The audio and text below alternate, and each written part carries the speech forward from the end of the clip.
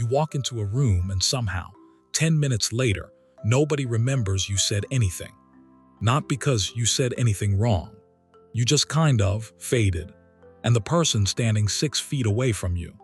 Everyone's leaning toward them, laughing a little too easily, remembering their name without trying.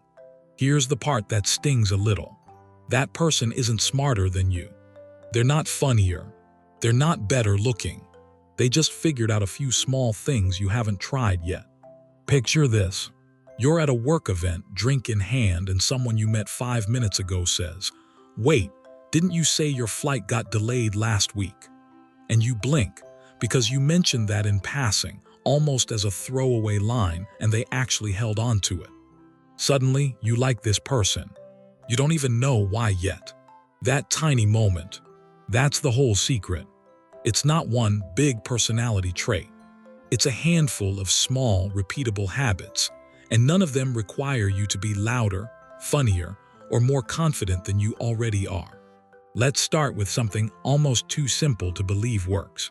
Saying someone's name.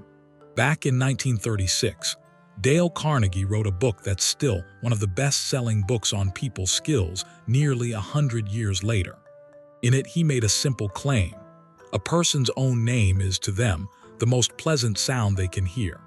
Test it yourself next time you're in a conversation.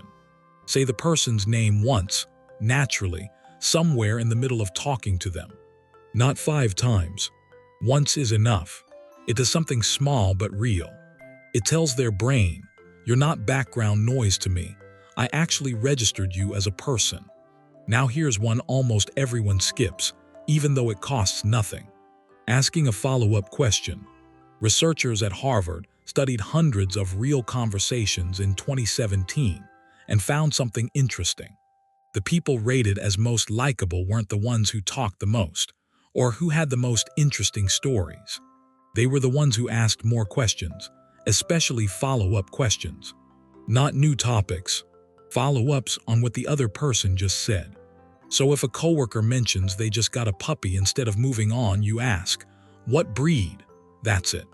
That tiny follow-up tells the other person, "I was actually listening to you, not just waiting for my turn to talk." Here's where it gets a little strange. The next habit is the opposite of what you'd expect. Let yourself mess up a little in front of people. In 1966, a psychologist named Elliot Aronson ran an experiment that's still talked about today. He had people listen to recordings of someone being interviewed. In one version, the person gave great answers the whole way through.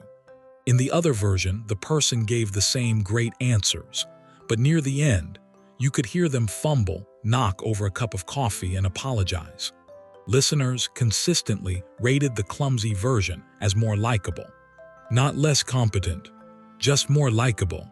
Aronson's theory was that someone who seems flawless can feel distant, even a little intimidating, while someone who shows a small, harmless flaw feels human and easier to warm up to.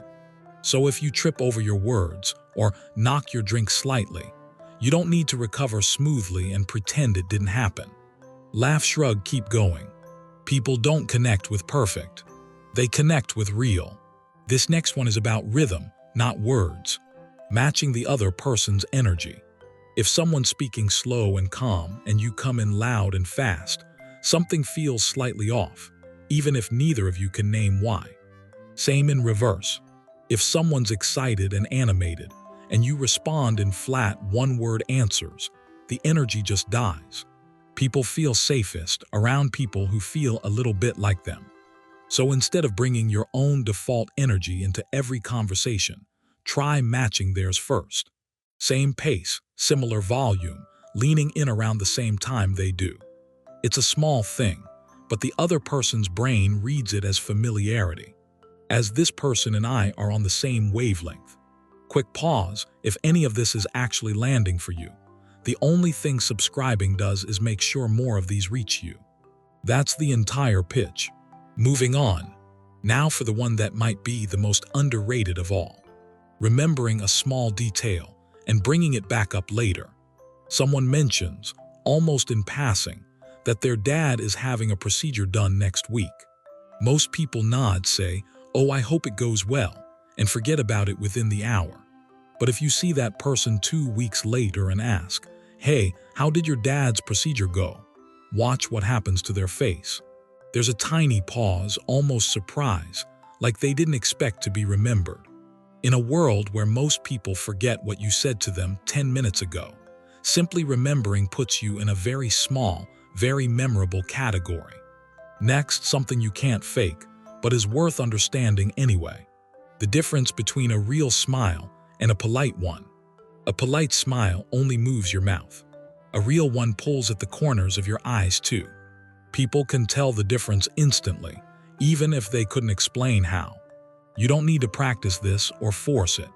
You just need to actually feel a flicker of genuine happiness when you see someone, even for half a second, and your face does the rest on its own. Then there's the compliment trap almost everyone falls into. Saying something vague like "nice job" or "great work." It sounds nice, but it disappears the second it's said, because it could apply to literally anyone doing literally anything. Compare that to, "The way you calmly handled that awkward question in the meeting was really smart." That lands differently. Why? Because it proves you were actually paying attention to the specific thing they did. Vague compliments feel like flattery. Specific ones feel like proof. And last, maybe the simplest and hardest one to actually do: putting your phone away. Not face down on the table next to you, still glowing every time it buzzes. Actually away. In a bag, in a pocket, out of sight. When you give someone your full attention, with nothing competing for your eyes, they notice immediately, even if they never say it out loud. In a world where almost nobody gets anyone's full attention anymore, giving yours is one of the rarest and most valuable things you can offer a person. So that's the full list. Use someone's name once. Ask a follow-up question. Let yourself be a little imperfect in front of people. Match their energy instead of forcing your own. Remember one small detail and bring it up later. Smile because you mean it. Compliment specifics, not generics. And put the phone away completely. Notice something about all 8 of these. Not one of them requires natural charisma or some bigger, louder personality. They're all just versions of paying closer attention than most people bother to. That's genuinely the whole skill. Don't try to do all 8 tomorrow. You'll just feel like you're performing a checklist. Pick 2. Practice those this week until they feel automatic, then add more. And if you're already thinking, "Okay, but how do I go from likable to actually the most interesting person in a room without turning into someone fake?" That's a different skill, and I've got a video on exactly that right there on your screen. Go watch it next.